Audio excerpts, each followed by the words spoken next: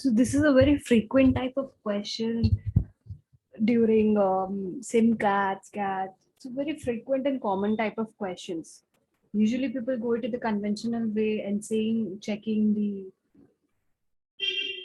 triangle equality method, whether it satisfies the relation or not, and then coming to a conclusion how many triangles can be formed when the perimeter is given.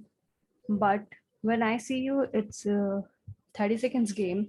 You just have to see whether the perimeter is even or odd. So if the perimeter is even,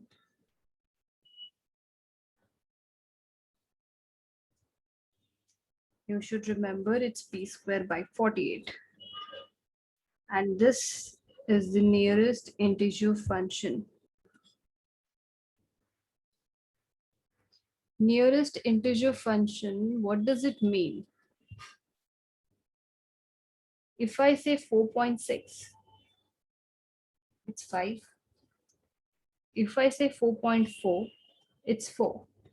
And also, please do not say what do we do in case of 4.5, because you'll never get a number 4.5 in such a scenario. You try as many questions as you want to, but you'll never get 4.5 in nearest integer function in this case, where you have to find how many triangles can be formed when the perimeter is given.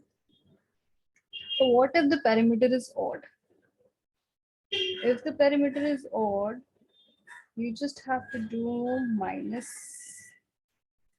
plus 3, sorry, p plus 3 whole square by 48.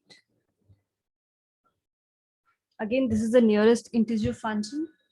So if I ask you how many distinct triangles can be formed when the perimeter is given, first you'll see if the perimeter is even or odd. If it is even, you'll just try within the nearest integer function p square by 48. And if it is odd, you'll try p plus 3 whole square by 48.